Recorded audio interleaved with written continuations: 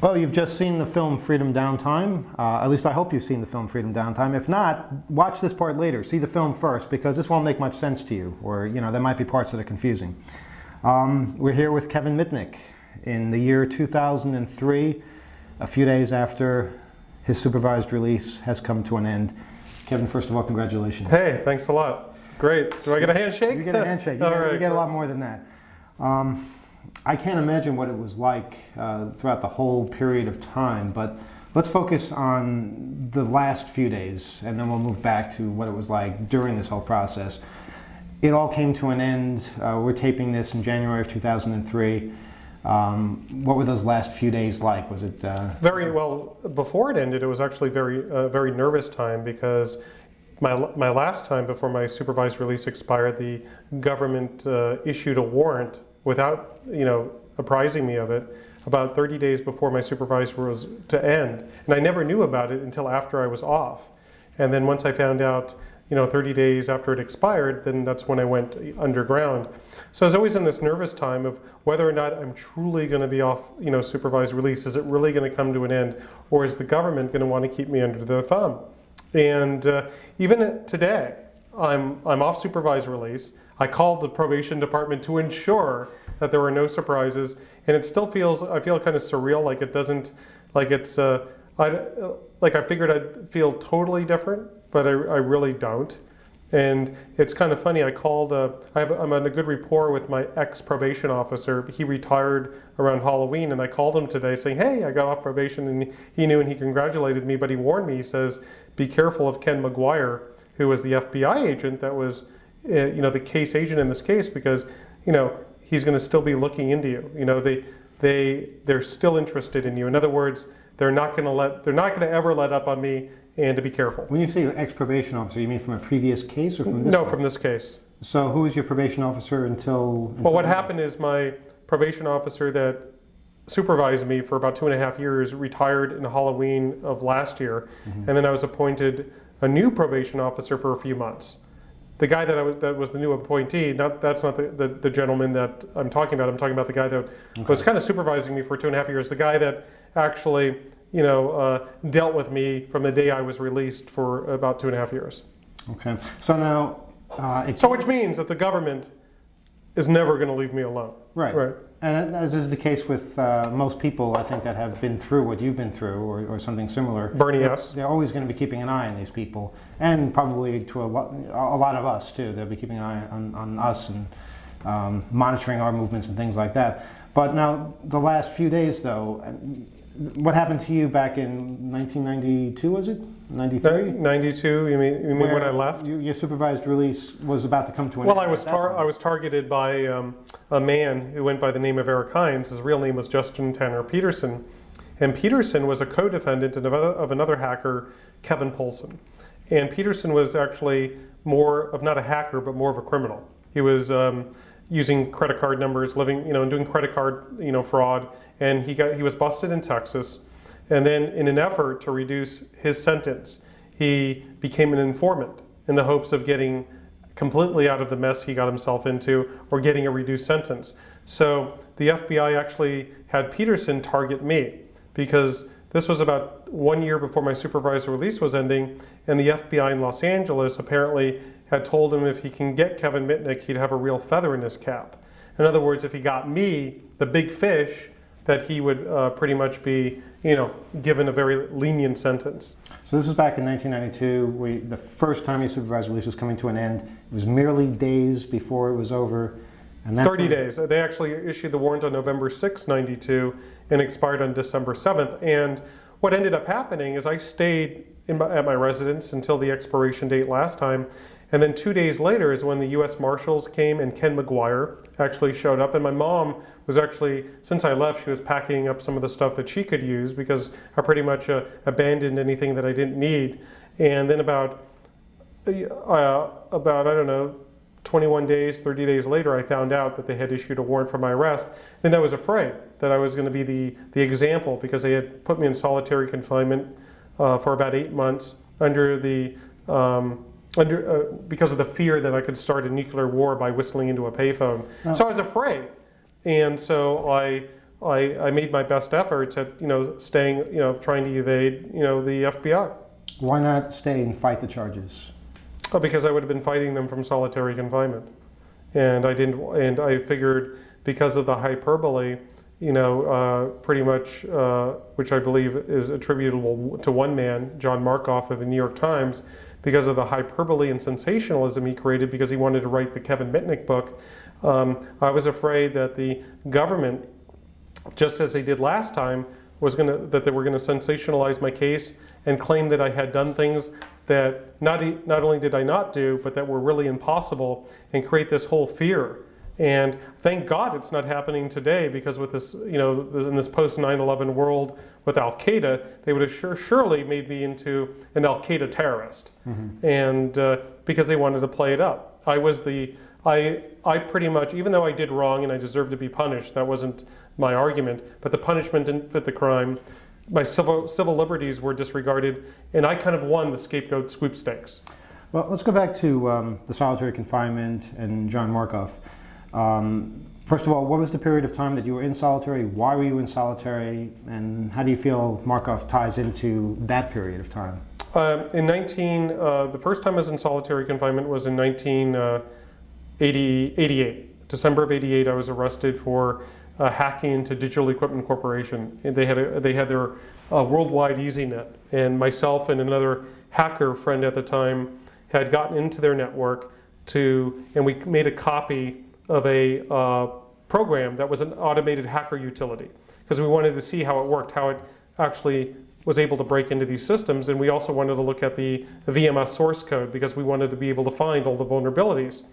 Well, what ended up happening is the guy I was doing this with basically ratted me out because we had a falling out, and then I was arrested on December 8th, 1988, and at that time, my first appearance in court, I was really looking forward to getting out of jail to be able to fight this case, because I always assumed that I'd get bail. This was a white-collar case. It was a computer hacking case. It wasn't a murder, rape, robbery. And when I made my first appearance in court, I sat down in court. The attorney that was appointed to my case, I met with about 5 minutes. And so he had no preparation. And as soon as we go into court, the federal prosecutor says, "Your Honor, not only do we have to detain Mr. Mitnick because he's a grave danger to the security of the United States of America, but we have to ensure that we keep him away from the phone, because if he gets access to a telephone while in custody, even to the prisoners' payphones, that he can somehow start a nuclear war." Now, they said this back in 1988. And this is in '88. Why would they be so afraid of you all the way back then? I remember the press back then. I remember them saying, they coined the phrase "dark side hacker," and it was... Well, actually, that was the result of one man, a guy named John Johnson of the LA Times, wrote this article called "The Dark Side Hacker," or the umbilical cord to his soul, or something. It was this featured article about me that before John Markoff spread the myth about hacking into NORAD and doing all these things I hadn't done, and really made me into this public enemy number one. And at that time, I had no dealings with Markoff. That didn't happen until after I was released on that case. Mm-hmm. So John Johnson, the reporter from the LA Times, is he the one who coined the phrase "dark side hacker"? Is he the one that made? Yeah, I believe so. I believe he is the one, to the best of my knowledge, is the one that at first called me the dark side hacker. And then I believe that Katie Hafner and John Markoff actually somehow obtained a copy of this, I believe because he's a reporter. He found it on The Wire and basically repeated a lot of the same myths that John Johnson told. But what I'm trying to get at is, why would this guy from the LA Times in 1988 make you into such a threat? What was it about your case? What sells papers? It's sensational stories. It's all about making the money, getting ratings, headlines. And what this reporter had done is he wanted to write a sensational story. So he basically took the Kevin Mitnick case, labeled me this dark side hacker, had said things, just as John Markoff had done, that I hacked into NORAD, I don't recall the article off the top of my head because it's been so long, but he basically also had said these things, but I think he said they were allegedly. to the best of my knowledge. I'd have to go back and look at the article. But John Johnson is the first guy that started this whole dark side hacker type image. Could this have been anybody that this happened to? The dark side. Well, it could be to anybody. I mean, if you get a newspaper journalist that wants to write a compelling story, and they have the power to do that, especially if you're in jail and you can't really speak up and defend yourself. And the reason you can't do that is your attorney, whenever you're arrested on any type of case, be it reckless driving or computer hacking, your attorney is going to tell you to keep your mouth shut. So you're never going to be able to rebut anything that any of these journalists said. You're not going to be able to interview because your attorney is very concerned that you might say something that could injure your chances of an acquittal later. Mm-hmm. And you usually wind up plea bargaining to something that you didn't do in the first place. Well, what was very interesting about the case, imagine this, they put me in solitary confinement because I was such a grave danger to the United States of America, right? And then eventually they want to make a plea agreement, which means not go to trial but settle the case. And so they offered me the agreement. They said, well, if you sign this agreement and admit your guilt and accept 1 year in custody, and I believe that was it, that once you sign that paper, we'll let you out of solitary confinement and we'll put you in the general population. That's part of the deal. So why, if Kevin Mitnick was so dangerous before I signed that paper, why after I sign that paper does that alleviate the threat? And see, what it really amounts to is a lot of federal prosecutors, I think most of them, it's not about truth, justice, in the American way. It's all about winning. It's all about winning the case. And what they'll do is they'll use anything at their disposal to use as an ace in the hole or leverage to get you to do what they want. And that's exactly what they did with me, is I signed that plea agreement to get out of solitary confinement because after 8 months of sitting in that small room, you kind of go a little bit stir crazy. Tell us about that. Now, solitary confinement, 8 months. 8 months. That's pretty much, imagine going into your restroom, your bathroom at your home. Imagine about an 8x10 room. It doesn't have bars. It's not really a cell, but it's a metal door with a sliding thing for food. You're kind of like a caged up animal for 8 months. And if you want to shower, they let you shower like 3 times a week. What you have to do is you have to stick your hands through this slot. They handcuff you. You stick your legs. They can put leg irons on your legs, and then they let you out. They walk you 5 feet down to the shower. You put your arms through there. They take the handcuffs off. You put your legs through the holes. They take the leg irons off. So you're treated like an animal. You can't even walk 5 feet without being handcuffed when you're outside the cell. And you only get out for 1 hour, 5 days a week. And the Bureau of Prisons, it was interesting because John Lippman did some research to find out, because he thought it was absurd. The author of The Fugitive Game. In The Fugitive Game, correct. And according to the Bureau of Prisons, they have no record of me being in solitary. What about the piece of paper you signed? Is there a record of that piece of paper? Well, it's a plea agreement. Mm-hmm. A plea agreement that I agreed to settle the case. And then, after I settled the case, as one of the beneficial one of the points that would benefit me is I'd get released into the general population. Then I ended up going to Lompoc Federal Prison Camp for 4 months, and then I was released. Well, that's the interesting thing, because when we talked to John Markoff in the film, he seemed to be unaware that you were even in solitary confinement, which I found to be amazing. I think he is aware of it. He has to be very careful because his whole reputation's on the line here, and he knows in his heart he has done wrong. He knows in his heart that he didn't report the facts. And he knows in his heart what his real motive is to write the Kevin Mitnick book. I believe this to be true because John Lippman, who would have no reason to lie to me, told me he had met John Markoff for lunch in San Francisco, and he confided to John Lippman that he wanted to do the Kevin Mitnick book. And then he offered John Lippman the opportunity to do an article in Playboy regarding me.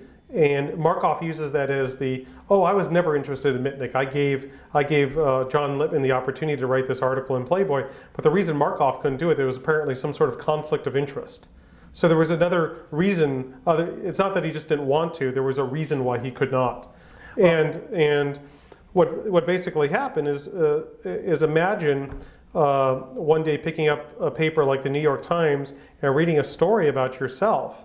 That basically, and they use this, a very unbecoming picture, and you're on the front page above the fold, and it's as fact that you had done things that not only you did not do, but never have occurred. Like I was accused of computer hacking related stuff.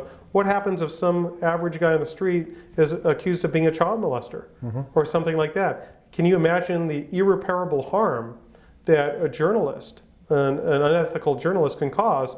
And see, Markov, when he first wrote his article that ended up being the story ran on Independence Day of 1994, at that time I was a fugitive. And a fugitive in the sense that I was evading arrest on this arrest warrant that I found out about later, about the supervised release. Well, John Markov knew that I wasn't going to come and rebut his article because I'd have to turn myself in. And he was banking on the fact that I wouldn't turn myself in to rebut it.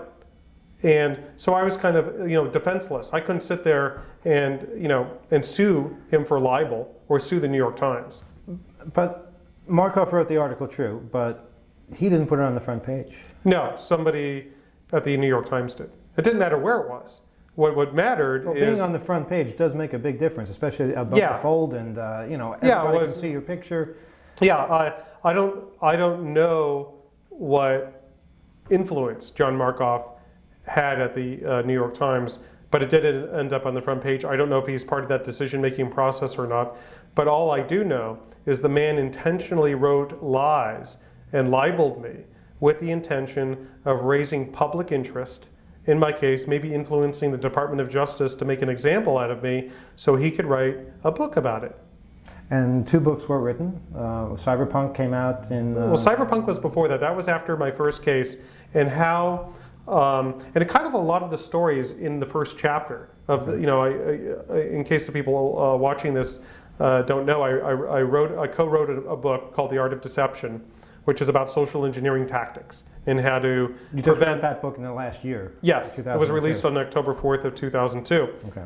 And in the first chapter was kind of like a general overview of Kevin's story, because I wanted to get the facts out about a little bit of what happened in my case, and a lot of it was about a little bit of my background, a lot about how this myth of Kevin Mitnick was created, and the man that I hold responsible, actually two, it's really John Markov and John Johnson. So what happened is the publisher loved the idea of having, because everyone wants to know Kevin's side of the story. So the publisher or the editor, senior editor that I was dealing with, was very interested and thought it was a great thing to have this story that would segue into the book, which is really about social engineering.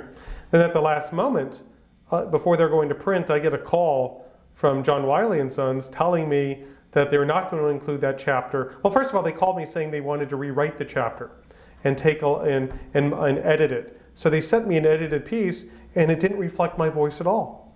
Nothing, all the atrocious things that had happened to me and the injustices were basically removed from the chapter. I said, no way. I said, if it's either all or nothing. So what they did is, despite my request, they just they basically edited my first chapter and called and they labeled it the preface, and didn't include, really what I wanted to express. What happened is John Wiley & Sons released about 300 to 400 galley copies of the book, to their book buyers, to the media, as part of their publicity campaign. And what ended up is they actually had in that first galley the first chapter. And what happened recently, I was contacted by you, as a matter of fact, because you got an email that somehow ended up on Yahoo somewhere. And now, fortunately, my voice or my side of the story has pretty much been published, but only in certain areas on the World Wide Web. So, what kind of reaction did you get when the story did break?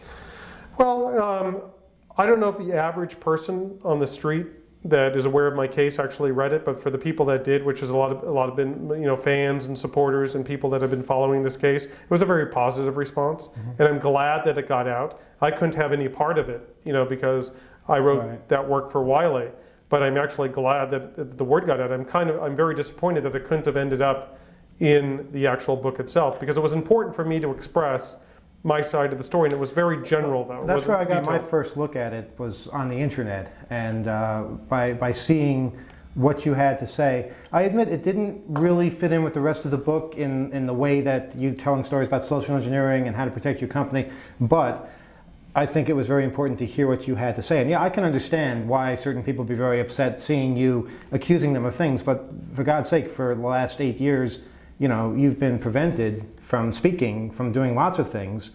And obviously you have a side. In fact, to this day, you're still not really allowed to tell your story. Is that right? Well, I'm allowed to tell it. I just can't profit from it. As part of the agreement I had to sign to get out of jail, or I've had to go through a trial, then the government. That's a whole other story. I was basically told if I make the government prove their case, what they're going to do is take me to another federal jurisdiction and indict me, and put me through a revolving door of trials. So I'm ended up, spending time in custody for as long as they want, or I signed the agreement.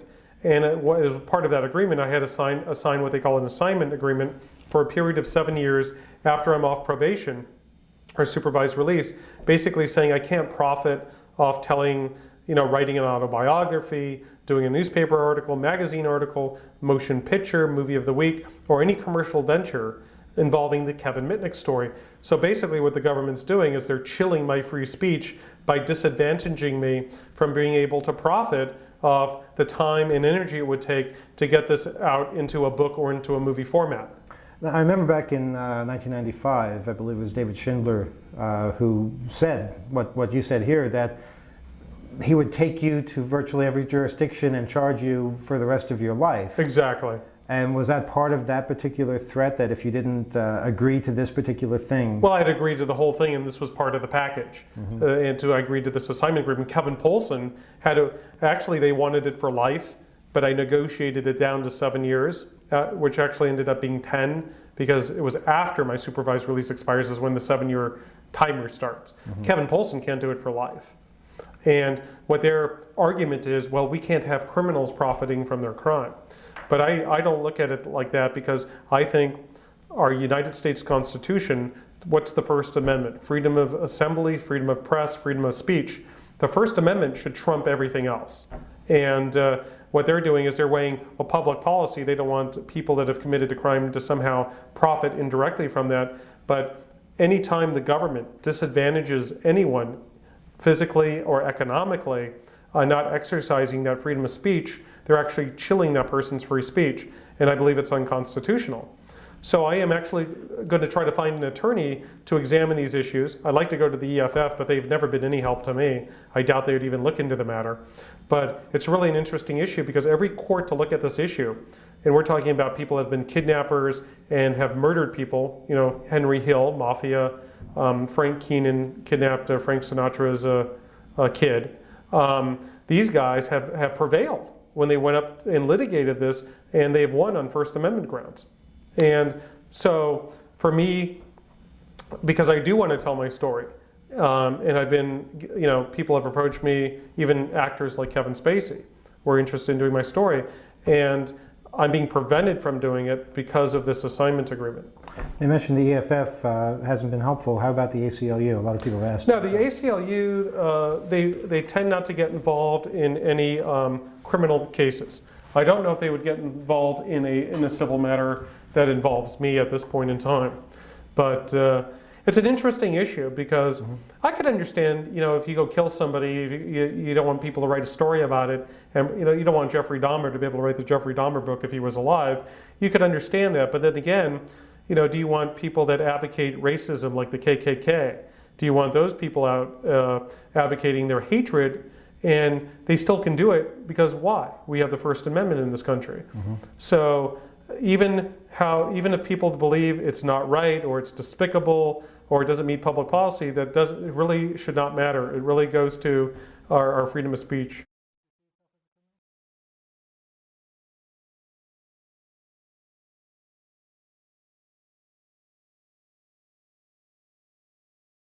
Do you see yourself as a criminal?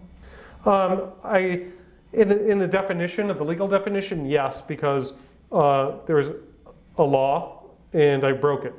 Okay, the crimes that we're charged with, that I pled to, I believe I committed some of them, but I didn't commit others. And the ones that I don't believe I'm guilty of is computer fraud and wire fraud. But I do believe I'm guilty for possessing access devices and intercepting electronic communications. And if you're interested in that theory, I can go into it. But I don't believe, like, in a true, in a legal sense, yes, if you commit a crime, you're a criminal. So, like, if there's a law against running red lights, that you have to stop at a red light, and you run through that red light, you also broke the law. So, if running through the red light is defined as a crime, you're a criminal, right? So, do I believe that the type of criminal I am is analogous to a rapist, murderer, robber, terrorist? No, I think there's degrees but those of were the criminality. people you were locked up with. Yeah, those kind of people. I believe there are degrees of criminality from something that's very trivial to something that's very serious. And what the government did in my case, in the Kevin Mitnick case, is they treated me as if I was an industrial spy. I was punished based on causing millions of dollars of loss that were never caused. What the government did, and it gets a little bit technical, but I'll be happy to explain it to you, is if you're convicted of a fraud or theft-related offense, right? They have a thing called the Federal Sentencing Guidelines. It's like this grid, and you look at the person's criminal history, and you look at their offense, and you come up with a number of months they serve in prison. Well, under the sentencing guidelines, when you commit a fraud or a theft, the biggest part of your sentence is based on the loss to the victim. Well, if I steal this Red Bull can from you, you no longer have it. So your loss is, a couple bucks. I've got right? my own, yes, but... You have your own, that's good. But when the underlying property, in this case, was information, it was source code, because I wanted to look at the source code to spot vulnerabilities that would make me better at being able to circumvent security. When you take a copy of that, do you deprive the owner I'm sorry, let me go back. How the theft and fraud guidelines work is you're punished based on the value of the property taken, damaged, or destroyed. As if you took the only copy. Right. So the value of this can of Red Bull is maybe a couple bucks.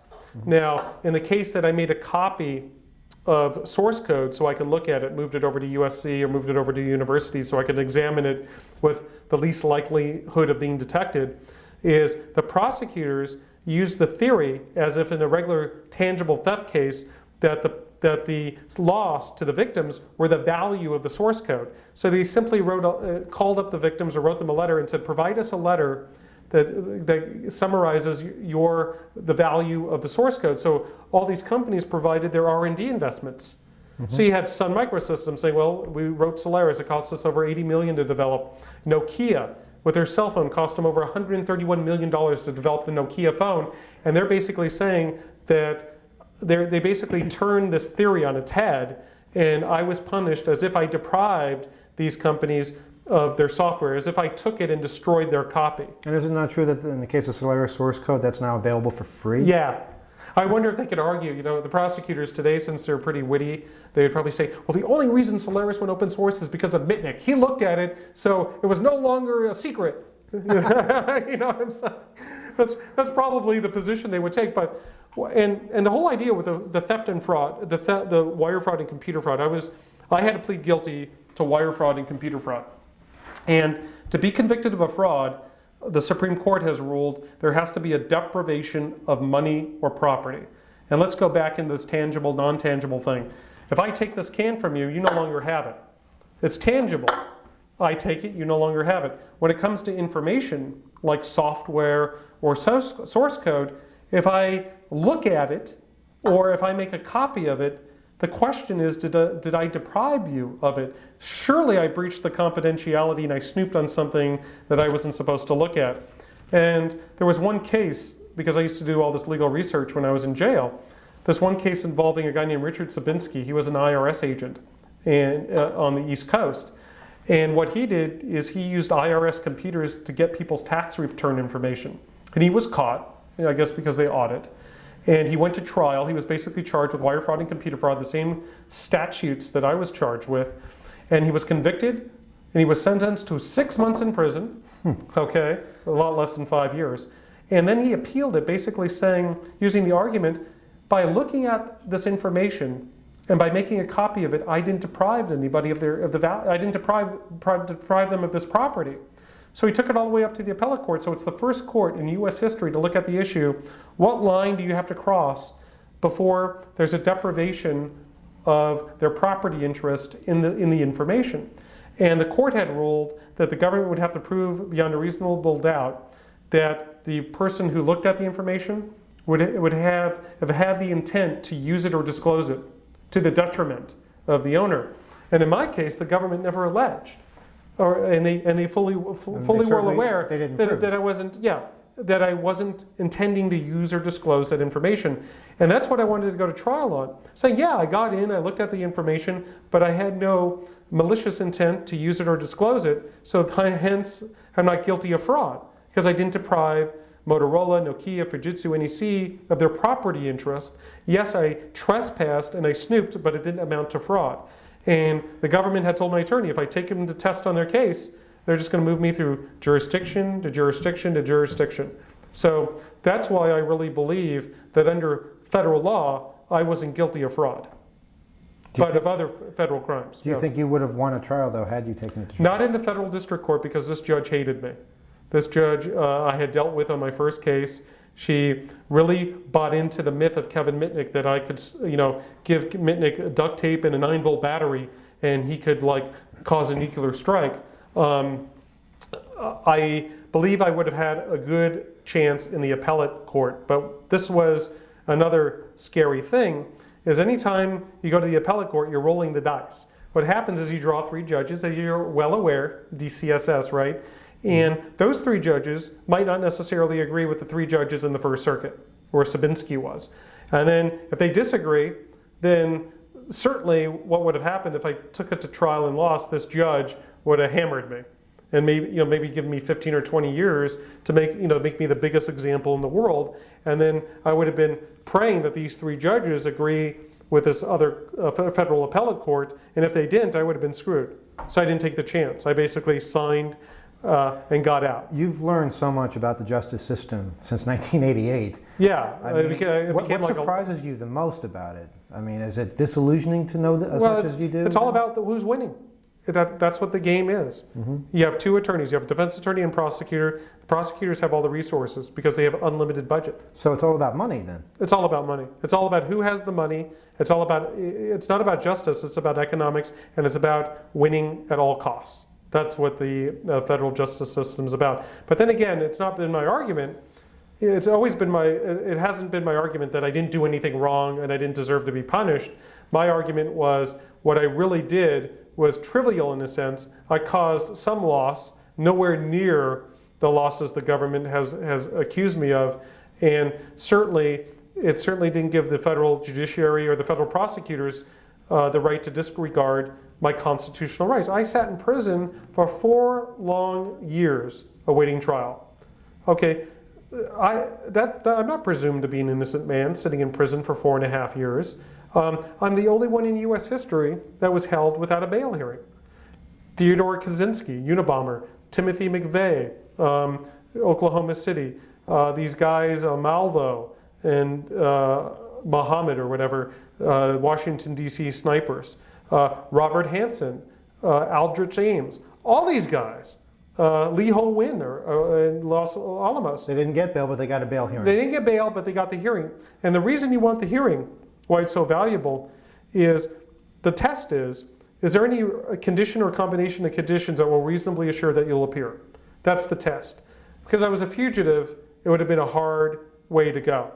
But the reason you want the hearing is you have a right to testify, to proffer evidence, to have representation by counsel, to hear the government side of the case. And then what happens is you could appeal that decision of the lower court because they look at the hearing and they see it on paper in the transcripts. Well, if you never have the hearing, you also don't have the right to appeal a hearing that never occurred. And constitutionally, before the government could deprive you of your freedom, you have a right to a hearing, period. What do you think would have been a fair sentence for someone who committed the crimes that you committed? Do you think prison is even something that should be considered? Yeah, that's kind of self-serving type of question. What I really think the government should have done is really figured, or the victims, they should have figured out the real losses that I caused. the real dollar amount and not exaggerated and blown it all out of proportion. And then based on whatever the federal law was at that time, like whatever the punishment was for that particular number, that would have been acceptable to me. I'd have no complaints because, hey, I did something wrong and I got caught, and that was the consequence.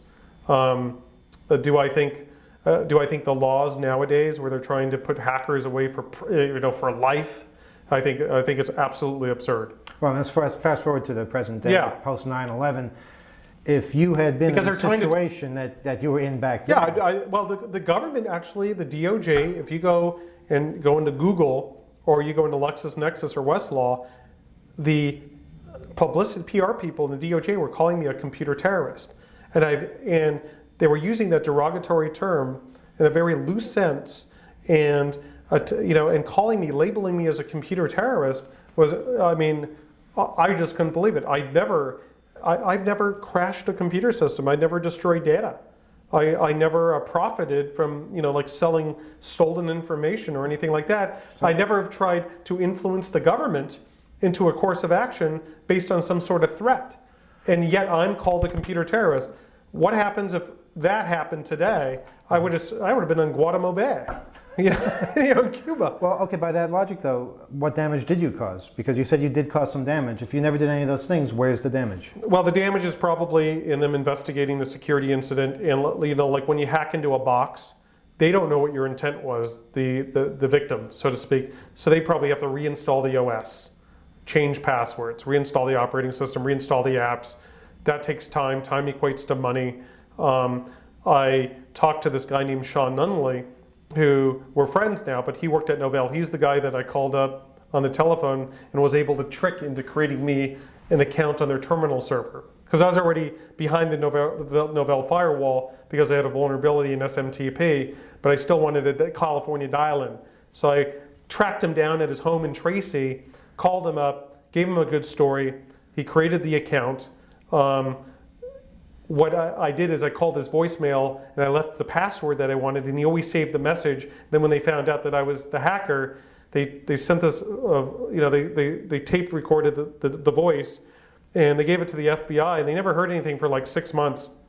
6 months later, Sean gets a call, and it's Kathleen Carson in the LA office. She goes, "I just played the tape, and I know who it is." And he goes, "What do you mean you know who it is?" She goes, "I don't recognize his voice right off the bat. That's Kevin Mitnick," because it was, and this guy couldn't believe it. They just sat on it for 6 months. But so, in any event, he told me that at Novell, they were rebuilding their boxes. Like every system that I compromised, they did rebuild the box from scratch. So they were spending a lot of time and money because they didn't know what I was going to do. And they didn't know whether I put in some piece of malicious code. So to cover themselves, people were spending an inordinate amount of time on it. So he said, it cost them a lot of money, he said.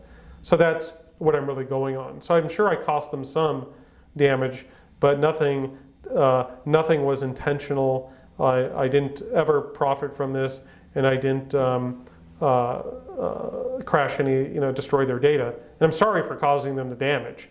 That wasn't my intent. When I was doing it, what I thought that they found out about it was just a matter of changing some passwords. I had no idea that they would be having to rebuild their systems. I wasn't even thinking that they'd have to do something like that. What motivated you in the first place? Intellectual challenge, learning how things work. I wanted to become the best at circumventing security, right?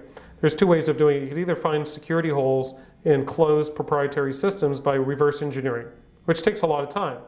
So I kind of wanted the Cliff Notes. Cliff Notes are the source code. You look at the source code, you can look for buffer overflows, you can look for commented code where a security problem was fixed, and then work it backwards to go, well, they're fixing it here, so what was the vulnerability? And then I'd become very adept at being able to circumvent security, and that's all I wanted to do, was to be like the best lock picker, but in the sense of that, and also learn how these systems worked. I like taking things apart and figuring out the inner workings of it and playing with the technology. To me, it was a game. I never meant anybody any harm by it, and it was exploratory. To me, cyberspace, beginning with the ARPANET, was all about exploring cyberspace. and go and sneaking into things you weren't supposed to be into, kind of for the thrill of it, for the fun of it, and doing cool things and being a kind of a prankster and having fun with it. Wasn't that more or less accepted back in the early days? Oh yeah, like what I was doing, and I was doing it openly. I was, my teachers never told me don't do it. My parents didn't tell me don't do it. It was, they weren't very computer knowledgeable anyway. But back then it was like, if you were a hacker, you were cool. You were given kudos, and nobody looked at it as today as like, oh, now you're the master criminal. So I started before there were even laws against this type of stuff. Mm-hmm. It's a long road you've been on from the early days to now, and I mean you must have seen all kinds of changes, especially now that you're finally back on the internet for the first time since you were a fugitive. Right. What kind of changes have you noticed apart from the attitude change and the paranoia? Pop-up windows. Pop-up windows, and that's what it's all about. And spam. Uh-huh. No, I think the internet is. When I was busted in February '95, the internet was. I was using Mosaic 1.0. I was browsing JPL to look at pictures of Mars. Pretty much. Email. There was Gopher. There was Veronica. There was Archie.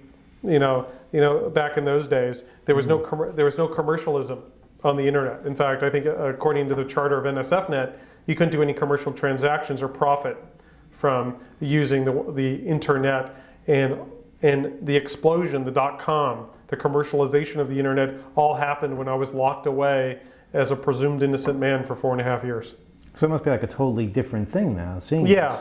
and unfortunately I haven't had time to really sit down and play with it at all, but it's really nothing new to me, to be honest with you. I had a radio show in Los Angeles on KFI, and my show was about demystifying the internet. So what I would do is people would access the internet, and I'd be sitting behind them, and I'd be learning about the net where I couldn't type, but where they would actually be using the internet, or they'd print out stuff for me. Mm-hmm. So it's not like it's a big mystery, but it's nice not to have to call somebody and say, hey, check my email. To actually touch the You button. used to check my email a couple times Yeah. a while ago as a favor. Wading through the spam to find Yes. the one message The there. one message we were looking for. Yeah. Now, you've engaged in a lot of projects since your release in 2000, and they all involve some kind of a challenge, because obviously to do a radio show in KFI, you needed to get access to what was going on in the net. You needed somebody to be able to check things for you.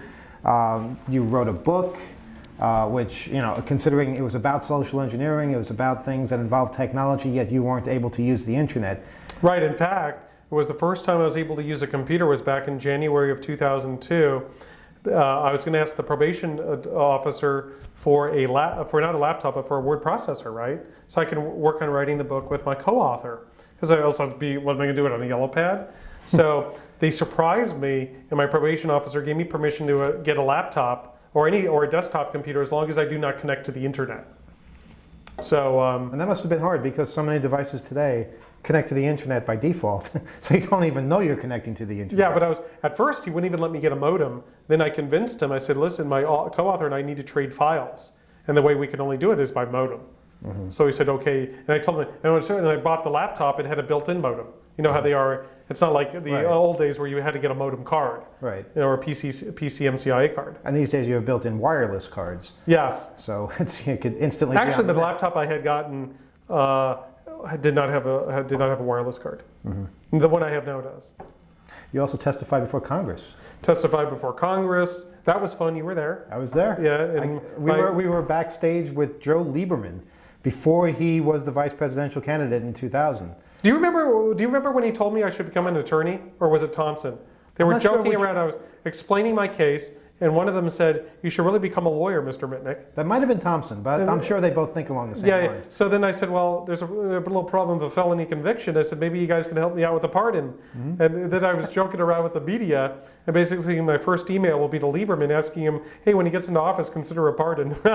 They were so nice to you then. They were nice guys. I liked them. And you gave them all kinds of information in front of that subcommittee about security and social engineering and that kind of thing. They seemed really interested, and perhaps they were.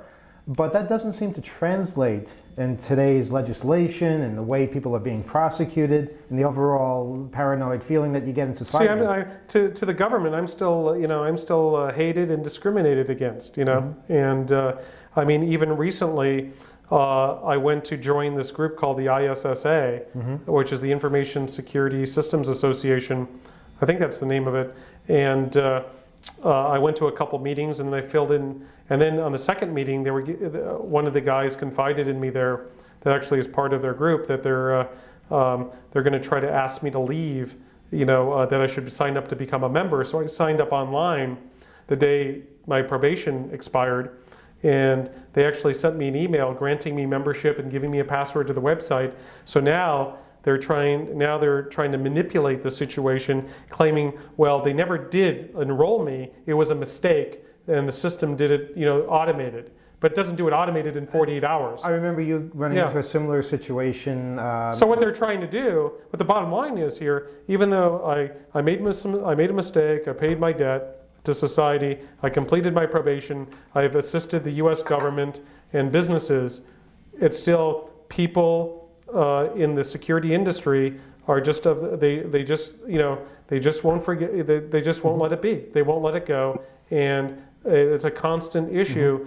I mean, one of these guys confided me, there's people here that hate you, and I'm being discriminated against, and it's like an uphill battle still.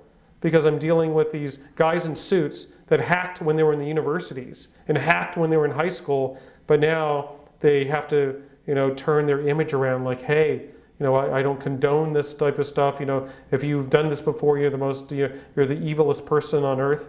I mean, I look at guys like, I don't want to mention his name, one guy that runs the most successful information security company that started it. Okay. And it's on the stock. It's on. I believe it's being traded. It's the only public one. People can find out on their own. Right. I used to trade vulnerabilities with this guy back, in the mid '80s, early '90s. So, and to this day, the guy doesn't hire hackers at his company, right? See, it's all about image. It's all. To sum it up, it's all bullshit. But the same thing happened to you years ago. I think a digital conference. Oh yeah, where they banned me from going to DECUS. And what happened then? Basically, I signed up for the conference. My company that I was working for sent me there, and they realized I was there, and the powers to be tracked me down, and they actually booted me out from that conference.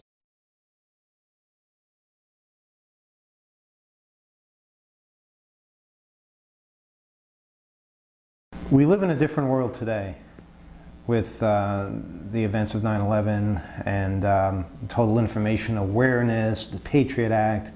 What is it that frightens you the most about all this?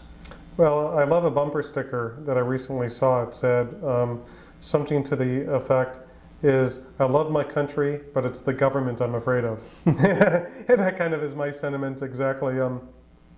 I think in this post 9/11 world that our government, the people in the DOJ, are really exploiting this tragedy to get more power, under the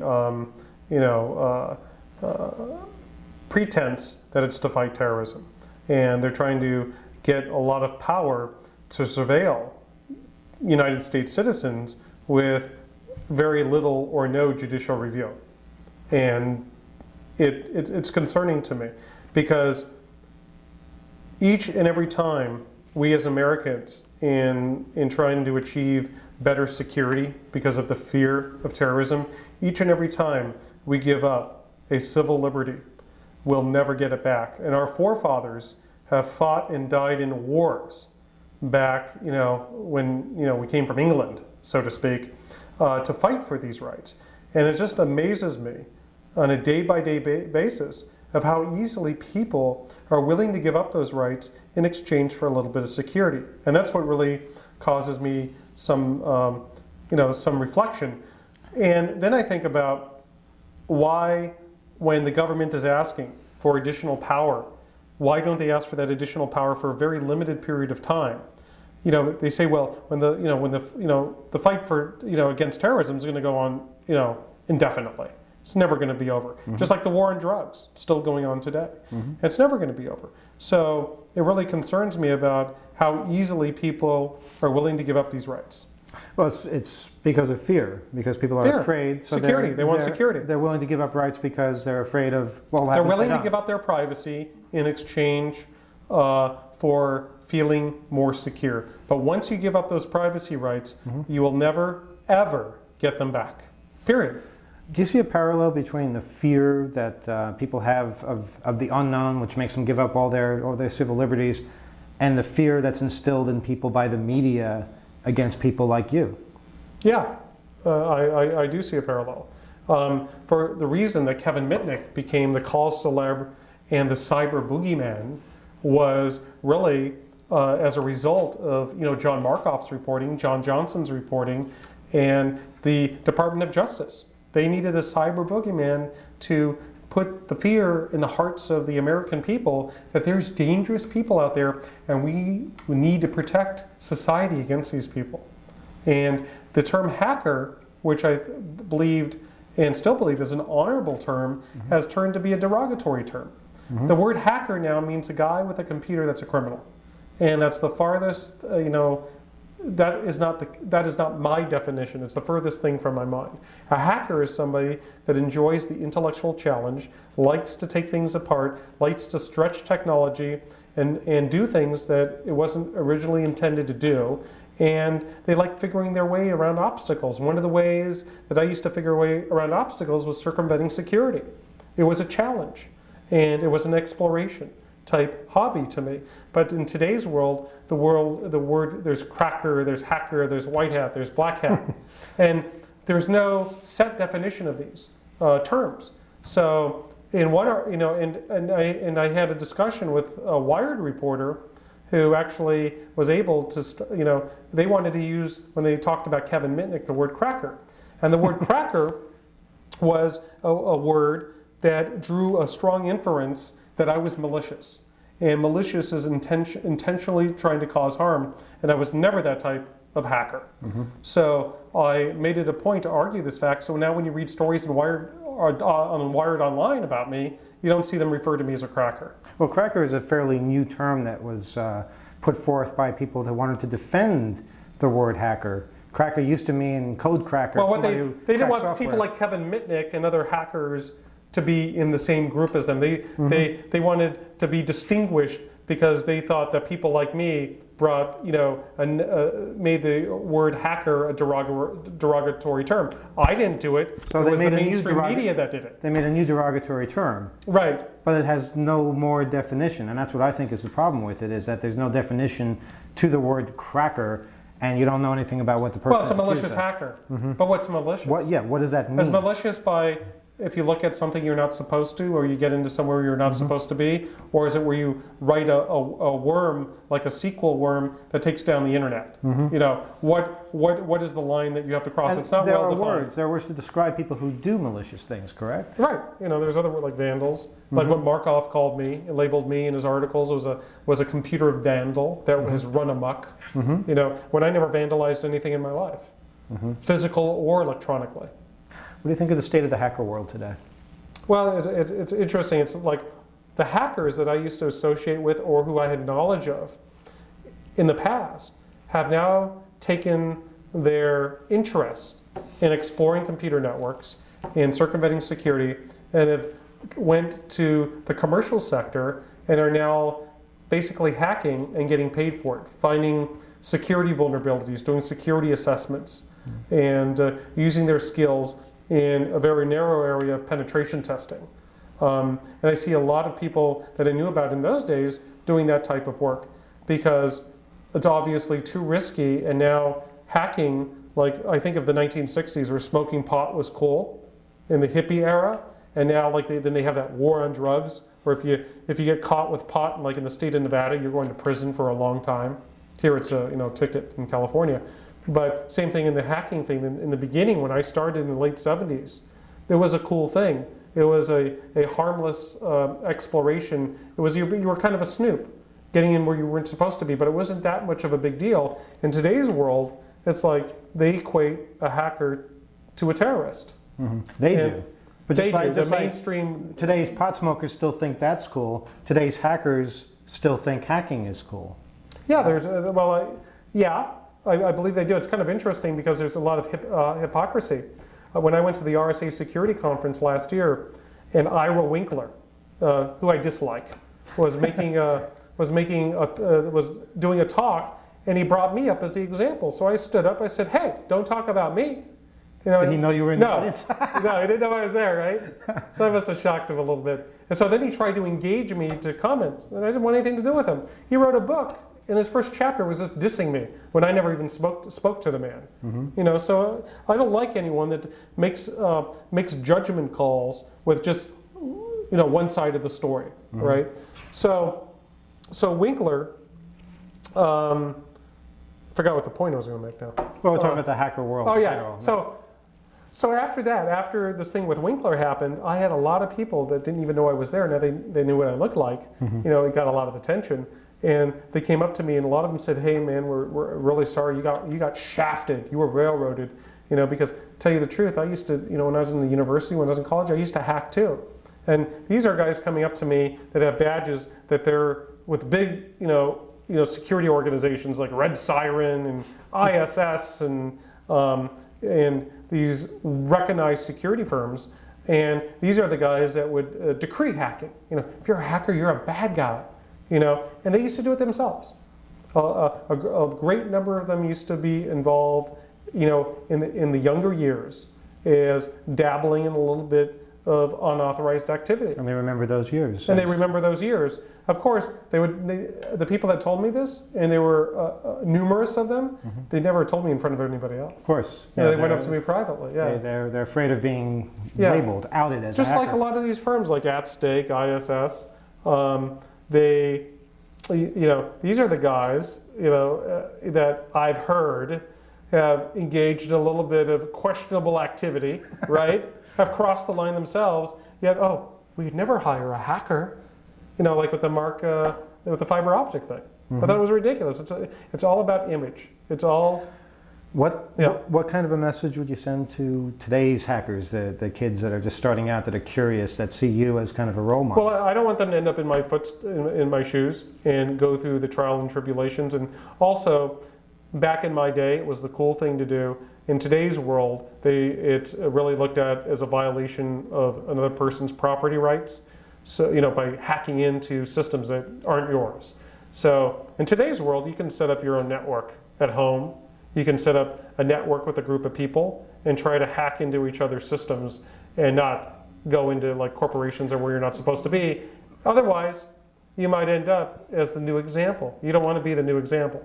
But they've moved the line a bit. They've made it so that if you even try and reverse engineer a program, you're breaking a law now. You can go to prison for that. Oh, the DMCA. Violating the Digital Millennium Copyright Act. It's ridiculous. So it's not the just, DMCA it's not just hacking into we could someone go else's on for computer. that for an hour. The DMCA is ridiculous. Yeah. It's all about money. Money gets the lobbying power. You can commit a crime on your own computer without connecting to anything, just by figuring out another computer program. Well, if you do so, don't tell anybody.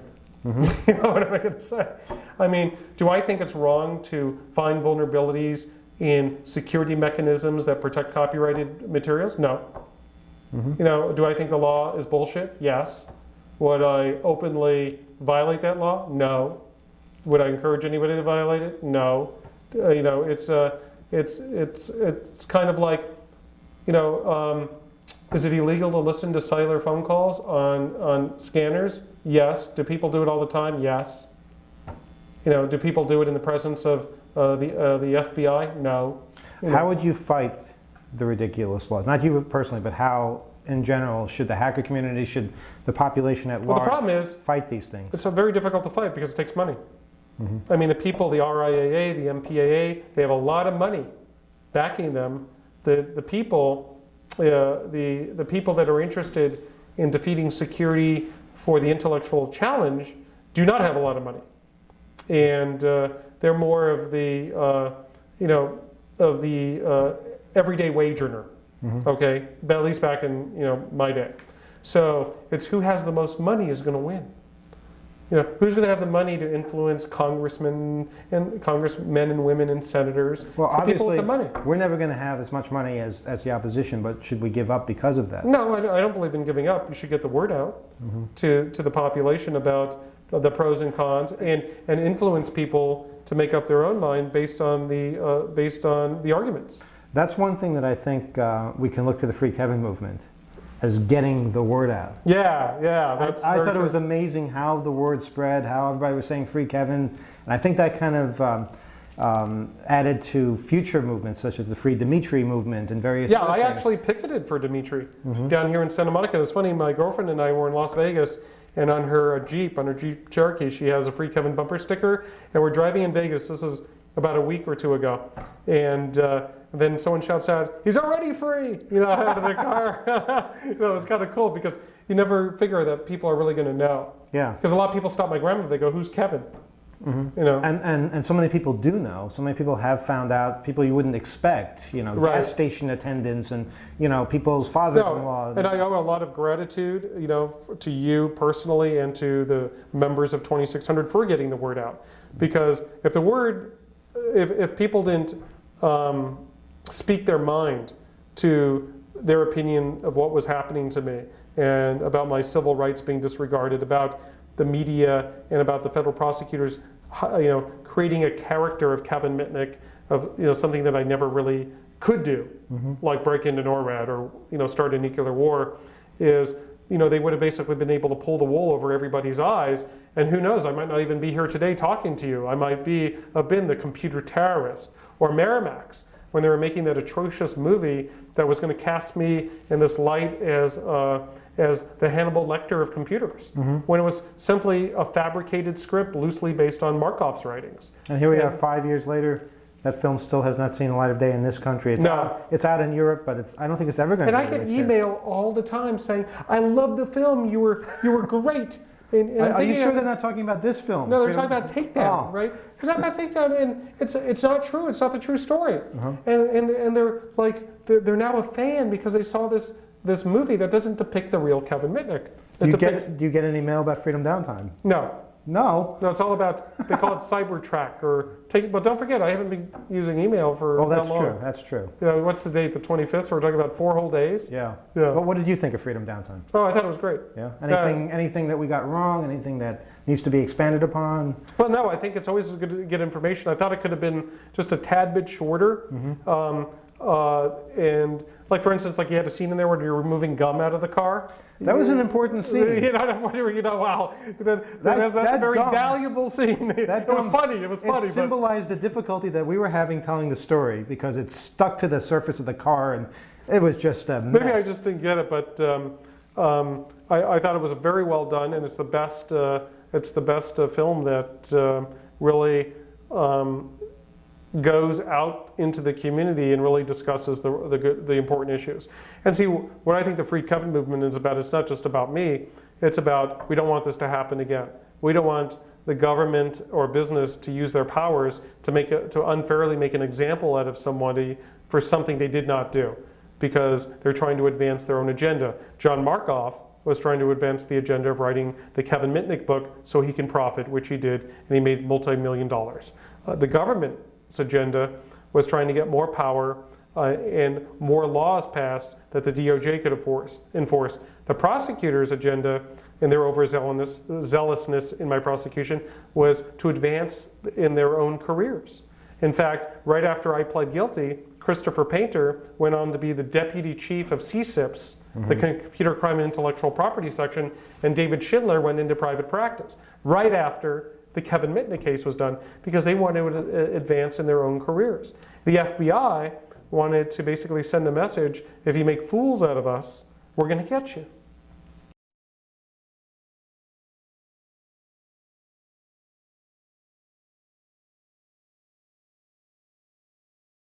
One thing a lot of people ask about with regards to the film Freedom Downtime is what was going on inside the prison when we were filming you from the mobile station across the street. Now, you've told me this story of what was actually happening inside while you were banging on the window. Well, at first, the guards, didn't know anything. But out the window, I can see you guys, and there was a can of like hair gel, like like a little tub can, and to signal you so you know what window I'm at, because I know it's very difficult to see up from there. I'd bang on the little tiny window. The window was yay big, like it was a slit of glass. You can't even. It was about the size of this. Yeah. And it's really not comfortable to look out or look in. So I was banging on the thing to get your attention, and I was surprised that you could actually hear it so loudly, because when I saw Freedom Downtime, I could hear it, which was amazing. Yeah. And eventually, what happened is the prison guards or the staff realized that there was somebody across the street with a camera filming up at the prison. So then they figured out somehow that it had something to do with me. So as I was signaling to you and waving, and then I just had an intuition at a certain time to go down to where the guard was and just chat with him, and that way he sees I'm right there, so I couldn't have been anywhere else. So coincidentally, within 30 seconds of, within about 5 minutes of chatting, he gets a phone call, and he's talking, he goes, no, he's right here in front of me. So somebody called asking where I was, assuming I was at the window. And then all of a sudden there's like the goon squad came, all these guards, and they locked everybody down in their rooms. But they didn't do it. They asked me about, do you know who's across the street? Do you know what's going on? I go, no. I just acted completely stupid. And that's what I recall. So how many people were in this prison at the time? Well, I was on a floor with about 130 other inmates. Was it the entire prison that got locked down? Just the floor? From what I know, it was just the entire floor. How do they know what floor to lock down? I guess what they saw is, I don't know. They knew because you guys had free Kevin banners. They knew it was probably the floor that I was on, that you guys were protesting or something, and they get very paranoid when somebody's outside filming the prison. Yeah, and it's great you guys were across the street, because when they told you to go away, you just basically go fly a kite. Well, no, what they did was they told us to come over to them. Right. They were standing on their sidewalk. I said, come over here, we just want to talk to you for a second. He said, come over here. I said, no way, we're not going over there. So we stayed by the mobile station. Because there's nothing they can do when you're on public property. And we weren't the only people there. Other people were coming and waving at their relatives or whatever, and it's the only place you can visit for many. Yeah, and then what's happened is someone actually took a free Kevin bumper sticker and stuck it on the glass at the Metropolitan Detention Center. Wasn't us. We didn't do that. Right. So get this. So these morons come up to me and barge in the room I was in, and they go, "How did this sticker get up on the window?" I knew. Oh yeah. Well, I snuck out of the prison and put it up and came back. And I go, I don't know. And they, I just played dumb, and they basically went about their business. But what's the intelligence of these guys that come up to me and ask how did I do it? I broke out, then I decided to put a sticker on and come back up. How were you treated for the most part in prison, both by the guards and the fellow prisoners? Well, when I was in detention in MDC, I was treated reasonably well by the prison guards there. They were just doing their job. Some of them decided they had personal issues and would be very petty, but the prisoners, I had a lot of respect because of my intelligence and for what I was in there for, and because of my notoriety. But at the same time, there was a lot of disrespect because I didn't do it for the money. Because they said if they had my skills, they would have been using that to get fat bank accounts. That's what their terminology was. They'd have big bank. That's their lingo in there, and they would have used the skills that I had to steal as much money as potentially possible and go, live in Tahiti. So from both sides, you lose. People either think that you're doing something of a terroristic nature and you should be locked up for the maximum amount of time, or they don't respect you because you didn't. Now imagine if I wanted to really hurt this country when I was in prison, to teach these guys the skills and to give them the tools, especially in today's world where hacker tools are, just simply going to the right website. People who you ordinarily would never associate with. Right, ordinarily would never associate with. If I had wanted to, which I never had done, I could have given them the intelligence and the know-how, and they could have used those skills, and they certainly would have been ripping off everybody left and right. Do you really think you could have taught people in that prison to hack on a level that you're? I could have given them. Yeah, there's a lot of intelligent people there. Yeah, I mean, I don't say at the same level, but at least where they can start and how the vulnerabilities that are out there in some of the systems. I certainly could have given them information, but I never had a desire to. Did they ever pressure you to do this? Well, I was approached by a Colombian drug lord that offered me $5 million cash, no questions asked, if I could somehow get him released once I was released from custody. And I had a Nigerian guy who was part of a Nigerian credit card fraud ring that said if I were to give him 100,000 credit cards, he'd give me $1 million cash. Of course, I would never, my motive and purpose behind hacking was never to steal. And I consider that like outright theft. And that wasn't what Kevin Mitnick was about. So, of course, I never took any of these guys up on their offers. Throughout this whole ordeal, a lot of us have been impressed by the support from your family. Yes, my grandmother, my mom. It's simply incredible. And I think we should spend a moment just acknowledging that. And also, I'm wondering how much strength did you actually gain from your relatives on the outside? Who were... Oh, a tremendous amount. Especially from my mother and grandmother. They were always there behind me. They were very supportive. They'd come up to visit me and they would drive from Las Vegas to Los Angeles like every 3 weeks. And they went through an extreme hardship. Not only did I go through a painful experience, but it was very painful for my mother and grandmother. My dad also, it affected him, and he passed away from lung cancer in July of 2001. And I really missed out on the years that I could have spent, with family like my father. And then as soon as I get out, this medical situation happened, and then he passed away, and I lost all that time with him. So that was a significant, emotional event in my life that there's nothing I can do.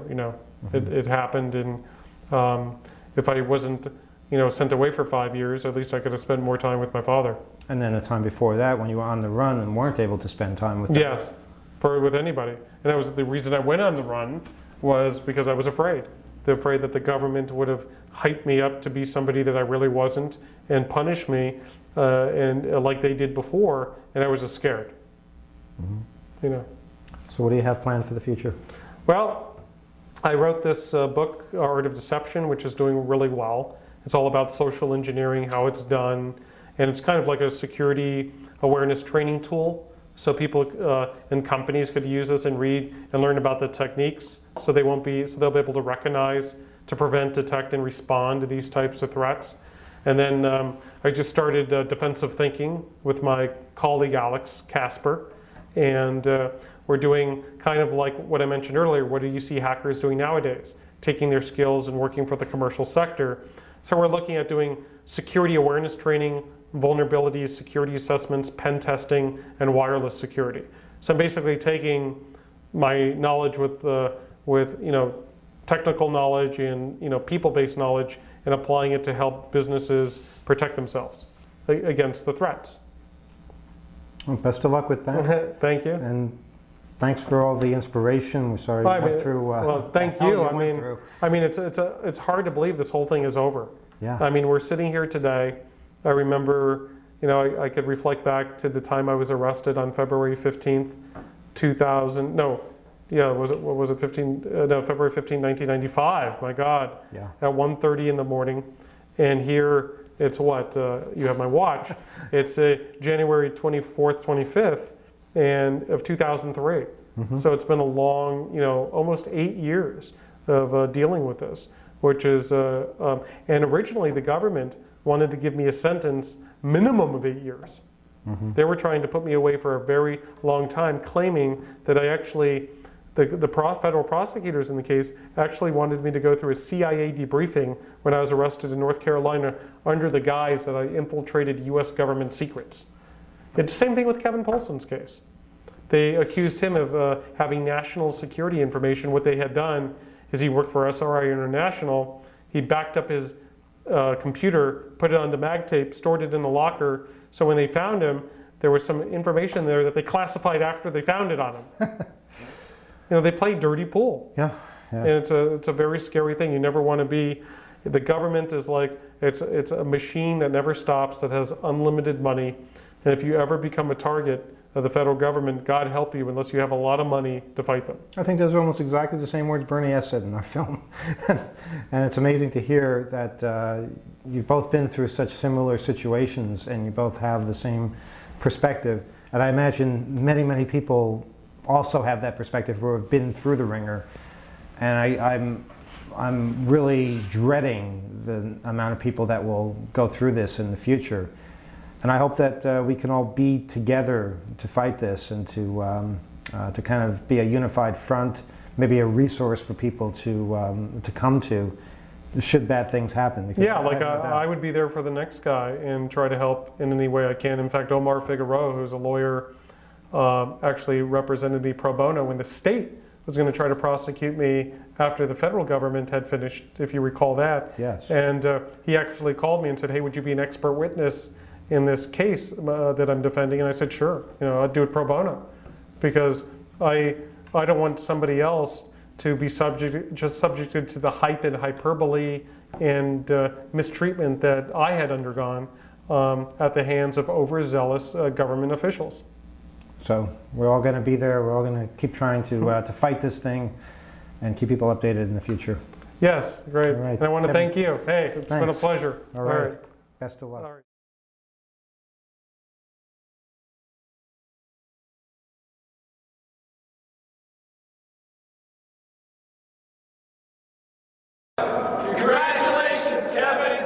Congratulations, Kevin! Congratulations, Kevin. Congratulations, Kevin. Congratulations, Kevin. Congratulations, Kevin. Congratulations, Kevin. Congratulations, Kevin. Say congratulations, Kevin. Congratulations, Kevin. Welcome back to the internet. I have a porn site. See me there. Congratulations, Kevin. Congratulations, Kevin. Congratulations, Kevin. I'll be hiding these now. Congratulations, Kevin. Congratulations, Kevin. Hey, Kevin, congratulations from your friends and family in Wisconsin. Congratulations, Kevin. Hey, congratulations, Kevin! Congratulations, Kevin. It's been 2 days, so we're waiting.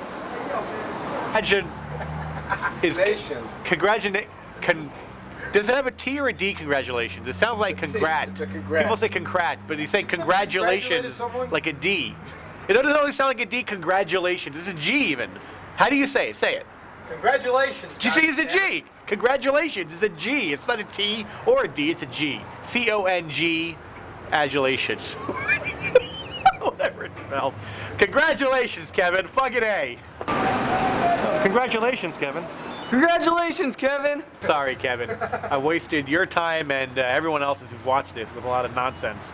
But we're all pretty happy that you're not just out, but now you're sort of free to roam and play like all of us have for, well, since you've been in jail pretty much. So welcome to the club. It's great to have you. Continued success and more of that kind of stuff. Congratulations, Kevin. Good job. Kevin, dear, the world is yours. The day has finally come. Congratulations, honey. Congratulations, Kevin. Welcome back. May the force be with you. Congratulations, Kevin. Yeah, that's good. What she just did, we get everybody to say, congratulations, Kevin, sort of a collage at the end. Congratulations, Kevin, Steve Wozniak, President Bush, the Pope, and in the end, we just go out, and this is good to include for the DVD blooper, that we're actually thinking of this right now. At the very end, we just end with congratulations, Kevin, on the screen, fade to black. Who knows how to make a film?